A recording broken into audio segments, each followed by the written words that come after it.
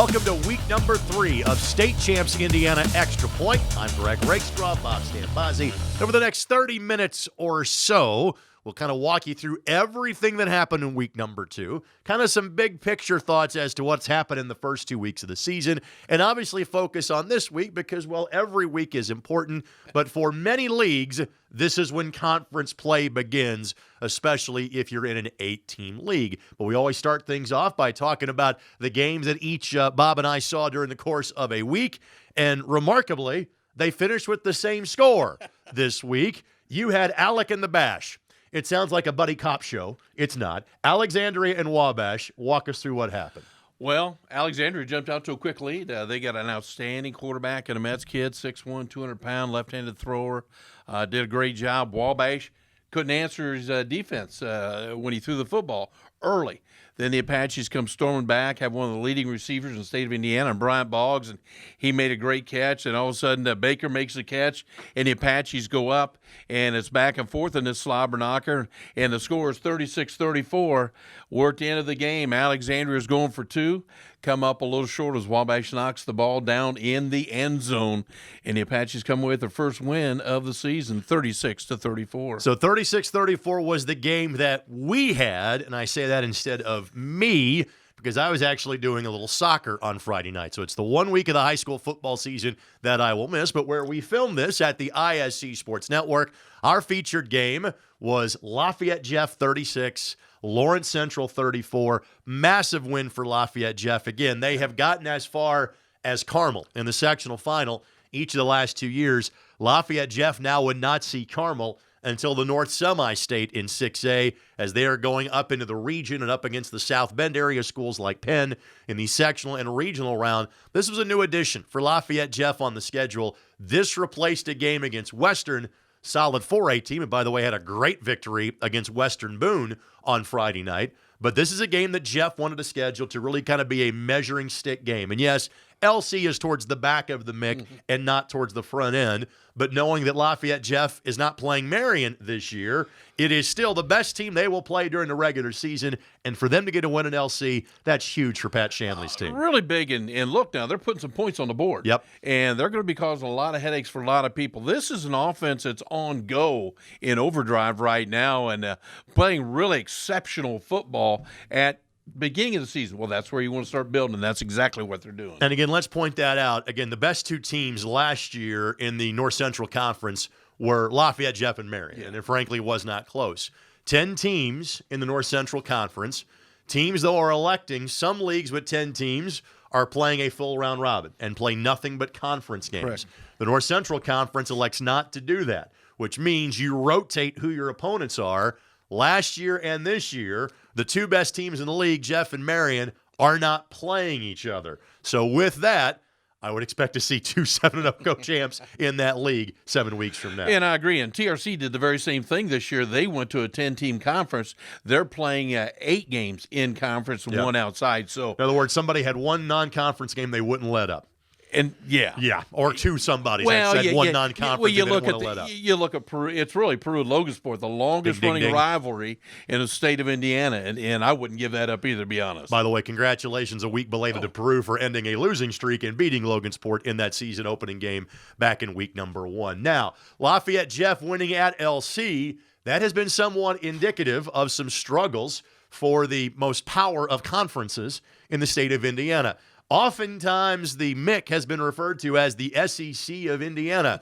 The SEC wasn't great in week 1 of college football. The MIC's had some struggles so far through the first 2 weeks. In fact, 4 MIC teams go to week number 3 at 0-2.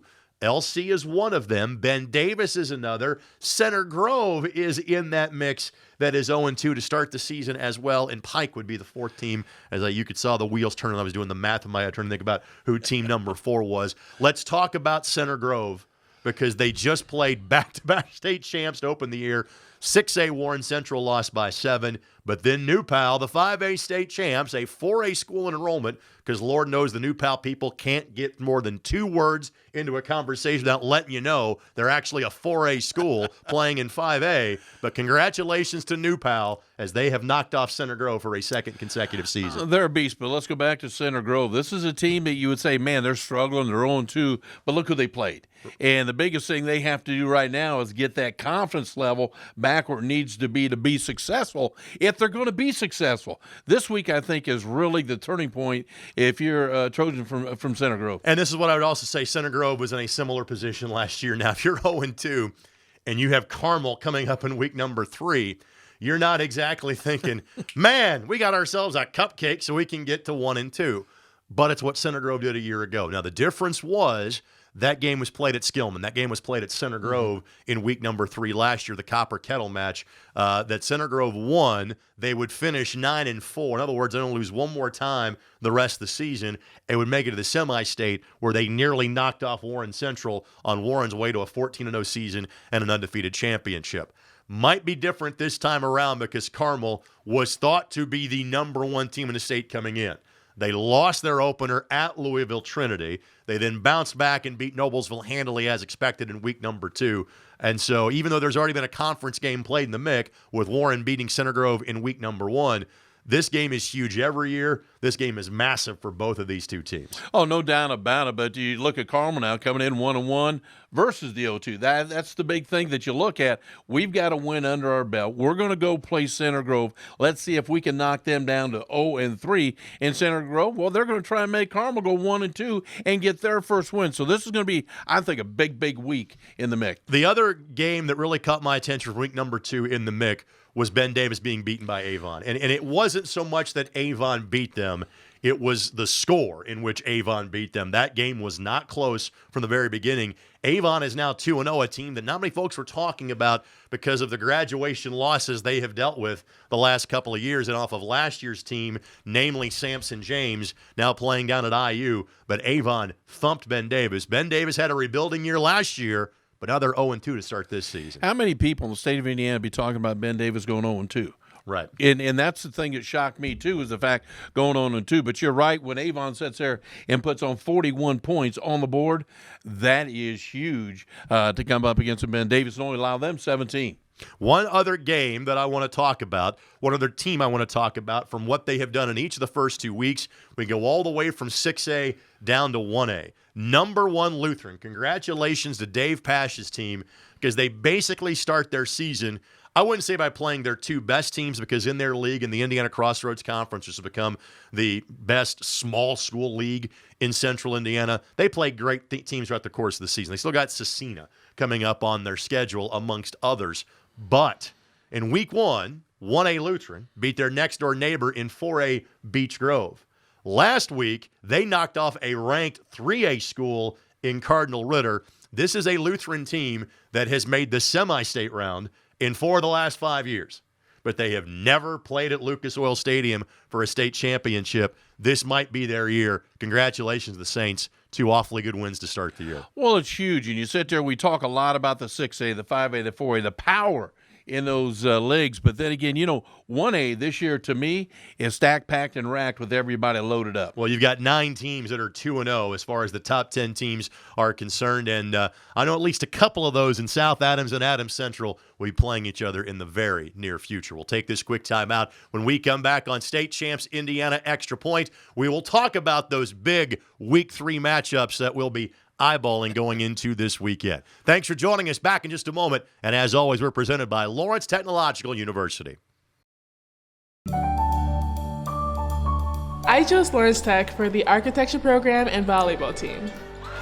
Architecture is a great fit for me because I love math and design.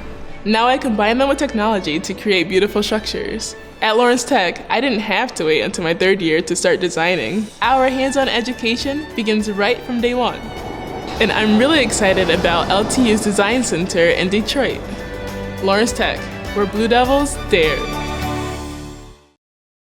Welcome back on State Champs Extra Point. again presented by Lawrence Technological University. Alongside Bob Stambazzi, I'm Greg Rakestraw. Thanks to Chris Landis and Mitch Early behind the scenes, and our friends at the ISC Sports Network for being our host facility for this program. Week number 2 is now in the books. Time to look forward to week number 3. There is not exactly a shortage of great matchups. In 6A, we already kind of touched on the fact that Carmel and Center Grove has really big implications for the MIC and as well as for the top end of the top 10 rankings. Another 6A game of importance, Franklin Central. Last year was their first year in the Hoosier Crossroads Conference, and it was a struggle for the Flashes. It is a step up from where they have been playing in Conference Indiana. They play a Brownsburg team that is smarting a little bit. They beat Ben Davis in week number 1, which is a huge win for them. Then they went to Cincinnati and lost to Cincinnati St. Xavier. There's really no shame in that. But conference opener for these two schools, and Franklin Central, after a couple of good wins, this is really a proving ground for them. Oh, no doubt about it. And Brownsburg are really good football team. So they're going to have to earn their stripes if they want to get a victory here in the conference. Quickly going over to 5A, and we referenced the fact that New Pal went to Center Grove, won that game 28-9, and a lot of folks have thought, well, that's the last competitive game they're going to play until the sectional or the regional or maybe when they join the Big Ten at some point in time. Yorktown comes in at 2-0, but there's a 56-game regular season winning streak that New Pal is going through right now. I can count on this hand the number of competitive games they really had in conference the last 5 or 6 years. I'm not sure if I see that changing in 2019, despite the fact I think teams like Yorktown and Delta maybe have their best teams in a few years. You know, Greg, you bring up a great point every week about playing up, Yep, getting better. Well, New Pal, that's the other teams playing up to play New Pal. Well, it's conference, here you go. Yorktown, who they played to win. Yeah, they got a couple good wins under the belt. But this is going to be a big matchup for them to go out and play New Pal. But the big thing they got to go out is be competitive in this ball game. I want to go to 3A. Not all these are 3A versus 3A matchups, but they involve key teams in 3A. Guerin Catholic has had a couple of good wins. Beat Lafayette Central Catholic, beat McCutcheon the week before that. Now they will play Heritage Christian. Heritage Christian is 2-0 and is getting some consideration on the back end of the 2A poll. But 3A number 1 Chittard, and I think clearly number 1 after what they did to Brebeuf in week number 1. Then went up to Northwood in a recreation of a state championship match from about a decade or so ago and beat a good 4A team in Northwood on Friday night. Big rivalry game. They host Roncalli. Roncalli limps into it at 0-2.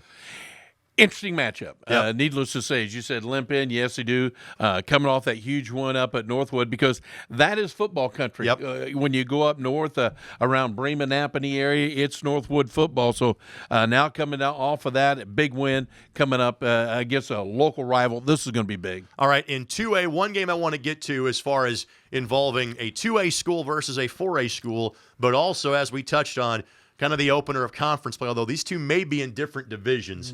But Rensselaer Central, ranked in 2A. Western, the biggest school in that league, but just beat 2A number 1 and defending state champs in Western Boone.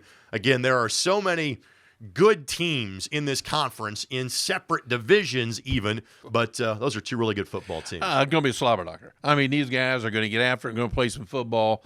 This will be a good game to see. And also see where you, as a competitor, stack up against a real good team. And then finally, in 1A, there are all kind of great games. One of them involves number 1 Lutheran. We just sang their praises a segment ago, playing host to another great league team in the ICC in Triton Central. Tim Abel's team getting votes and ranked in Class 2A. But a pair of ranked teams meet in 1A. Number 4 Adams Central plays host to number 5 Monroe Central. Since these guys started playing each other, this is a good high school football matchup. When these two teams, Monroe Central, Coach Hostetler has done a fabulous job down there getting them up and coming. And, the Flying Jets. Adams Central, year in, year out, in that conference, is truly one of the top teams. And a lot of people think that South Adams might be the best of that group. Yes. And they play a 2-0 Bluffton team. You're telling me Bluffton's got a pretty unique talent on the roster. They got a good good running back. Everybody thought they lost their power last year. Well, they got some hogs up front that's creating situations for him to be able to read, to get through, and has just really set the thing on fire right now, being 2-0 and handling Manchester quite easily last week. And I know that a team you saw in week number 1 and came away very impressed with, Southwood takes on North Miami, both teams at 2-0. Well, Southwood just come off beating a 2A Oak Hill this weekend, and now they take on conference rival North Miami. North Miami, well, they're ranked number 13. Southwood ranked number 7. This will be a go-get-'em game. So, in other words, there could be a big shakeup in the 1A polls coming up after week number 3 with so many ranked teams playing each other. That's a look around the big matchups taking place across the state of Indiana. Right now, it's time for our weekly recruiting report. And with that, from 24/7 Sports, here's Alan True.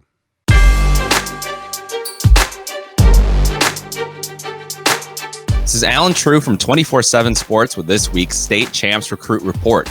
And with it now being past September 1st, colleges can now reach out to class of 2021 recruits, and that produced 2 new offers for one of the state of Indiana's top juniors. That is Elkhart Central defensive end Rodney McGraw, who earned offers from Cincinnati and Penn State this week. McGraw came into the fall already holding scholarship offers from Indiana, Purdue, Boston College, and several more. Now has 11 in total, but is threatening to go from a regional recruit to a national one. Another junior that is hearing from colleges quite frequently is East Central's Luke Collinsworth. 6'6", 300 pounds, and a one-time tight end, he projects the offensive tackle at the next level. Collinsworth just visited Cincinnati for their opener, and the Bearcats have already extended a scholarship offer, along with Indiana and Purdue. Notre Dame, Minnesota, and several others have begun to make contact with him. Sean Ascui, a senior All-State from Bloomington South, has picked up a new offer, as well as the Butler Bulldogs have extended an offer his way. Ascui now holds several offers, including Indiana Wesleyan, Valparaiso, and Cincinnati Christian, with several other schools looking closely as a potential offer.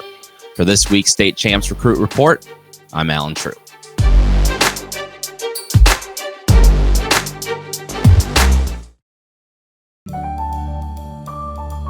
I admit it, I love working with money, negotiating, and making big decisions. That's why I'm majoring in finance and economics at Lawrence Tech. What's truly amazing about the education here is the small class sizes that give me easy access to my professors who truly care about my future. They even helped me get a great internship. And I was able to fulfill my lifelong dream of playing college golf. Lawrence Tech, where Blue Devils dare. Once again, welcome back on State Champs Indiana Extra Point, presented by Lawrence Technological University, alongside Bob Sambazzi, Greg Rakestraw. Make sure you join us every Wednesday afternoon. I believe 5 o'clock or in that neighborhood is when this program is released as far as social media channels are concerned. We've spotlighted the big games that took place in week number 2. We've highlighted some of our favorite matchups from week number 3. Now it's time to talk about some great individual performances from the first couple of weeks of the season. There is only one place that we can start, and that would be the young man that probably on the first possession of the game, maybe on the first carry of the game, will set an all-new IHSAA all-time state rushing record. It is Charlie Spiegel of New Pal. He is about 15 or so yards away from breaking Sammy Morales' record of 8,110 career yards that he set at Elwood earlier this decade. We thought it was a matter of when as opposed to if, and that'll be confirmed on Friday night. Well, I heard his outstanding sports commentator right here last week say, I don't think he'll be able to do it against the Center Grove. But he'll be close. He'll be close, and he was. Close, coming now you up see just why a I'm little on the short. show, not just my good looks.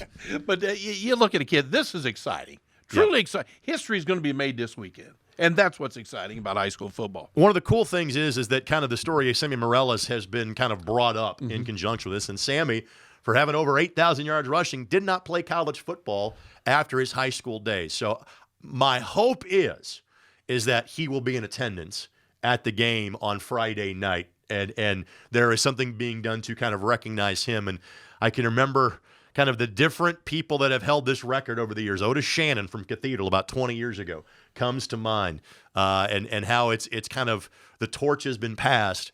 The thing is I think Spiegel is going to set this record so far out into the ether.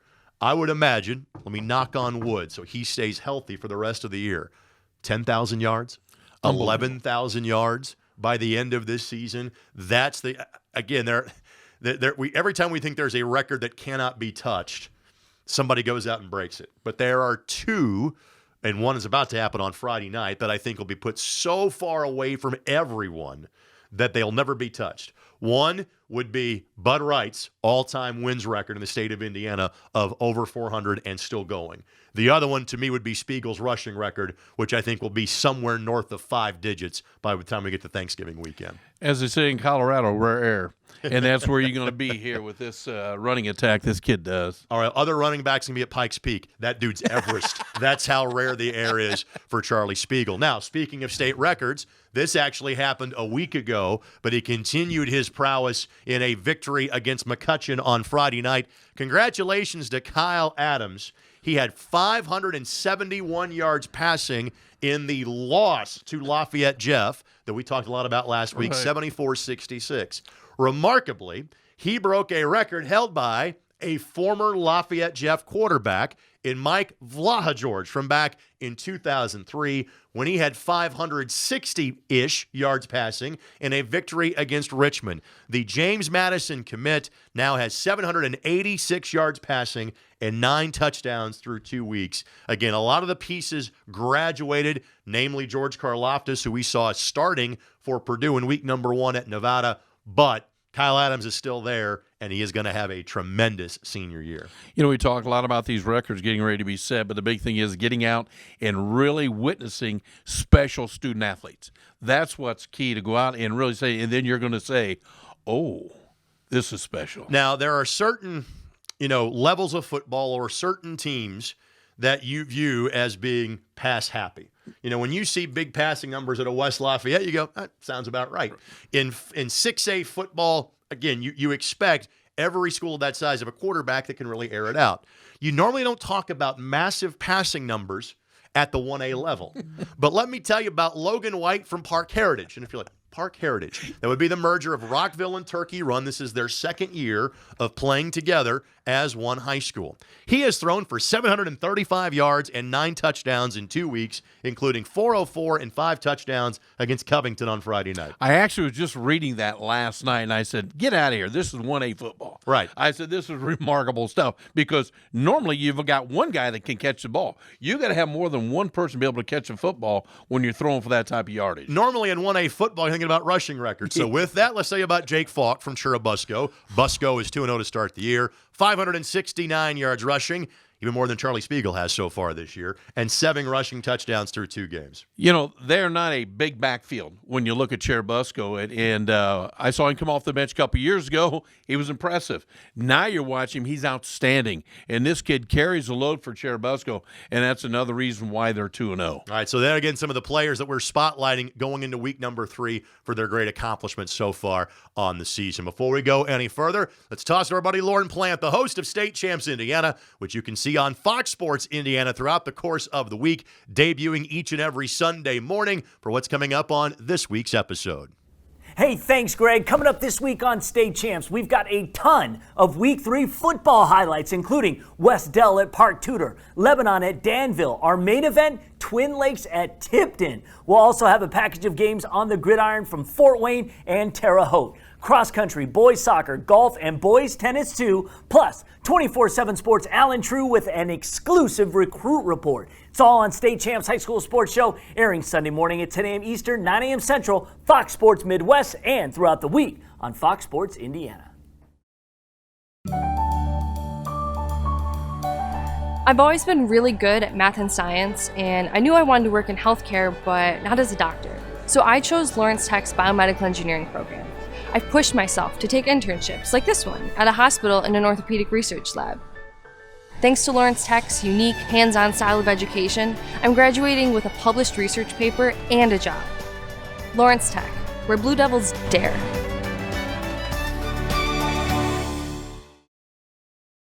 Welcome back for the final time on State Champs Indiana Extra Point, presented by Lawrence Technological University. Again, alongside Bob Stambazzi, Greg Rakestraw with you. One more time, thanks to our executive producer in Chris Landis and our camera operator in Mitch Early, making sure our signal gets to you however you might be watching it through the various social media channels or even with replays on the ISC Sports Network. We always start this final segment as far as our look ahead. We've already keyed on some of the major matchups. Let's talk about the games that we'll be broadcasting this week. You will be where on Friday night, my friend? We will be in North Manchester, Indiana on the MyBash Sports Network and 105.9 The Bash, having 1-1 Wabash and Manchester 0-2 big conference game, county rivalry game.